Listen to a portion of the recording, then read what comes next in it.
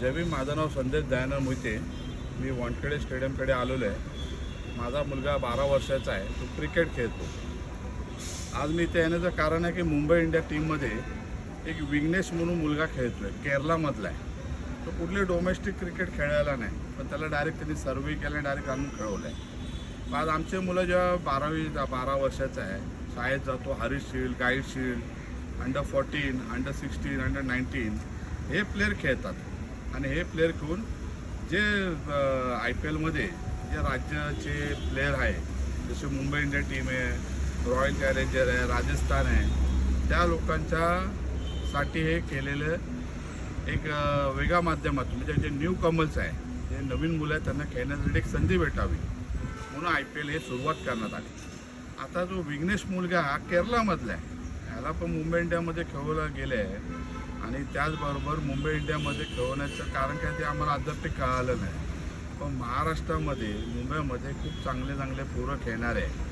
यूट्यूबला ह्याला दाखवले जातात की तो रिक्षा चालवणारा मुलगा. आमच्याकडे पण रिक्षा चालवणारे मुलं आहे ना, आमच्याकडे पण गाडी धुणारे मुलं आहे, त्यांचे मुलं क्रिकेट खेळतात आहे. असं काय आहे त्या मुलामध्ये? त्या मुलाची मी एक मॅच बघितली. त्या मॅचमध्ये त्यांनी ओव्हर टाकले, त्याच्यात 3 विकेट घेतले सांगतात. पण 3 विकेट हे कॅचआउट झाले आणि तो स्पिनर बॉलर आहे. तर स्पिनर बॉलर असताना तो कॅचआउट करण्यापेक्षा तो त्यांना बोल्ड घ्यायला पाहिजे होतं की LBW घ्यायला पाहिजे होतं. पण त्यांनी काय केलं, स्पिनिंगमध्ये त्यांनी 3 विकेट घेतले, फक्त कॅचआउट. तर माझं म्हणणं आहे, विघ्नेशसारख्या मुलाला, केरलामधल्या मुलाला, जो कुठल्याही मॅच न खेळायला, कुठले डोमेस्टिक क्रिकेट न खेळायला त्याला संधी दिली, तर महाराष्ट्रामध्ये काय कमी प्लेयर आहे का? मुंबईमध्ये काय कमी प्लेयर आहे का? आणि एवढे मुंबईचे कोच आहे, महाराष्ट्राचे कोच आहे, ते लोक शांत बघतात आहे, त्यांना आवाज उठवण्याचा प्रयत्न करायची गरज नाही. आणि ते मुलांना काय सांगतात, इन्करेज करतात की नाही, हा तुमच्यापेक्षा चांगला खेळतो, तुम्ही याच्यापेक्षा खराब खेळतात. म्हणून माझ्या प्रत्येक मुंबईच्या कोचला आणि महाराष्ट्राच्या कोचला विनंती आहे की आपण आवाज उठवणं गरजेचं आहे. आणि हे जे IPL सुरुवात केलेलं आहे, न्यू कमल्ससाठी केलेलं आहे. यांच्या मेमोरंडममध्ये बघितलं तर यांच्या मेमोरंडममध्ये लिहिलेलं आहे की IPL हे न्यू कमल्ससाठी, योजनेसाठी चालू केलेलं आहे. त्याच्यात न्यू पोरांना संधी भेटेल. आणि अशा विघ्नेशसारख्या पोरांना संधी भेटत असेल आणि मुंबईमध्ये राहून त्या मुंबईच्या मुलांना किंवा महाराष्ट्राच्या मुलांना संधी भेटत नसेल, याच्यापेक्षा शोकांतिका काही नाही आहे.